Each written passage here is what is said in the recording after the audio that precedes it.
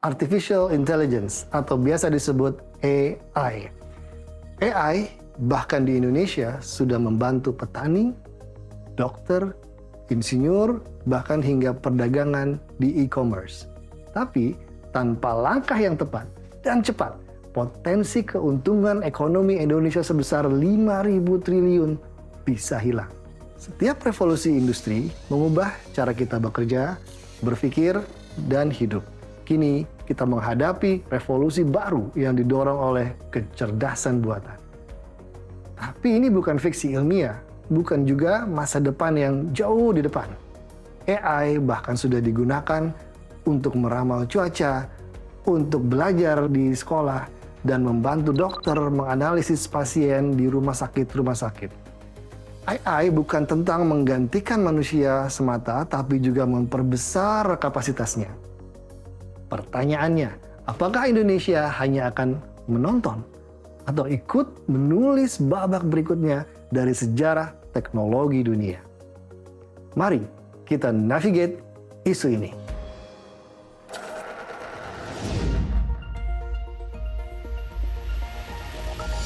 Indonesia memiliki potensi artificial intelligence yang sebetulnya sangat besar. Dengan sekitar 270 juta penduduk dan ekonomi digital yang tumbuh pesat, potensi kontribusi artificial intelligence terhadap GDP bisa mencapai 366 miliar dolar pada 2030. Namun saat ini, Indonesia hanya berada di posisi 42 dalam AI Readiness Index, jauh di belakang Malaysia, Thailand, dan bahkan Vietnam. Padahal kalau AI bisa dimaksimalkan, potensi sebesar 366 miliar dolar atau setara dengan 20% GDP sangat bisa kita capai di 2030. Prekondisinya, kita harus bergerak sekarang. Tanpa aksi strategis, angka 20% tadi mungkin hanya menyentuh angka 8%. Negara-negara lain tidak menunggu. Singapura sudah punya AI Governance Framework sejak 2019, lalu Malaysia aktif membangun AI Park dan insentif fiskal. China memimpin adopsi agentic AI dalam manufaktur dan pertahanan. Di saat yang sama, di belahan benua lain, Uni Eropa membangun kerangka etik dan hak digital. Nah, dalam dunia yang semakin digital, ketertinggalan bukan soal teknologi, tapi tentang masa depan ekonomi, kesejahteraan, dan bahkan kedaulatan. Tantangan Indonesia berada di mana? Jawabannya adalah infrastruktur dan orkestrasi. Tapi hal ini bukan berarti mustahil untuk dikejar. Kita bisa mendorong 3 hal. Pertama, data center bisa dikembangkan 6 kali lipat. Kedua, kecepatan internet bisa didongkrak 7 kali lipat. Dan ketiga, talenta AI bisa dilatih dalam skala massal melalui micro-credential, bootcamp, dan AI sandbox. Kuncinya kemauan politik dan sinergi antar sektor. Kemauan politik dan sinergi antar sektor yang kuat akan mendorong orkestrasi adopsi AI yang pesat. Apalagi jika orkestrasi itu fokus pada 4 aspek seperti yang pertama investasi pengembangan talenta dan infrastruktur, yang kedua kebijakan dan tata kelola yang suportif, dan yang ketiga public-private partnership. Dan berfokus pada industri-industri yang menjadi kunci ekonomi. Investasi pengembangan talenta dan infrastruktur harus ditopang oleh kolaborasi swasta dan pemerintah. Tidak bisa hanya salah satu saja. Bentuk kolaborasinya bisa beragam, namun sebaiknya fokus pada peningkatan literasi digital, pelatihan advance AI, dan membangun data center yang canggih serta memperluas jaringan broadband. Nah, kalau soal kebijakan dan tata kelola, sudah sebaiknya pemerintah segera merumuskan framework peraturan teknis soal AI. Tentu saja harus align dengan Strategi Nasional Kecerdasan Artifisial 2020-2045. Dan yang tidak kalah penting adalah memberikan insentif untuk R&D, dan menjamin penggunaan AI secara bertanggung jawab.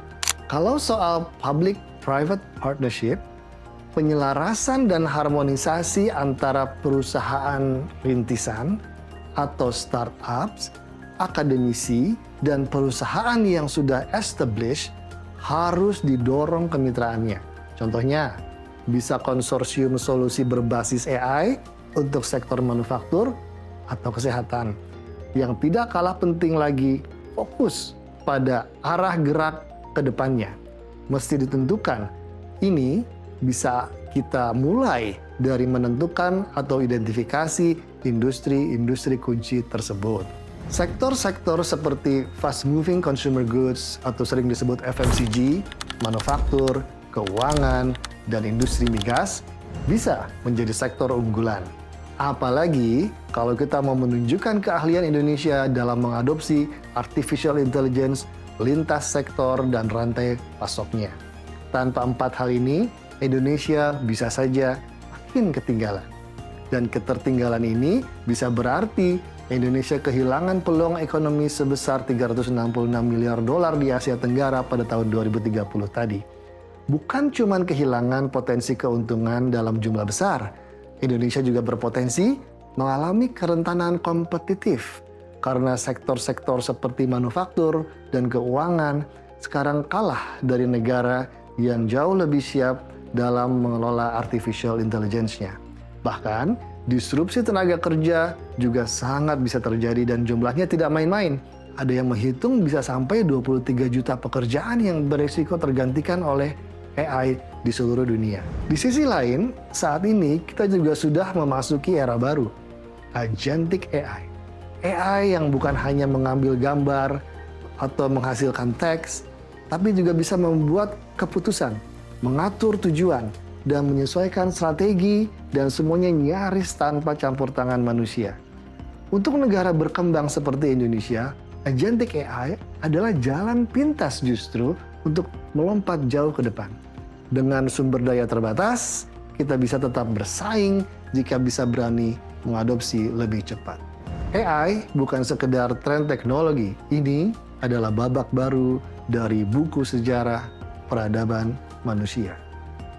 Dan sebagaimana setiap babak penting sebelum-sebelumnya, mereka yang menulis lebih awal dan menguasai lebih awal justru akan bertahan jauh lebih lama. Indonesia punya kesempatan untuk menjadi penulisnya, bukan sekedar pembaca, bukan hanya menjadi penonton, bukan hanya melihat perubahan menghampiri kita, tapi kita bisa jadi bagian dari mereka yang memulainya.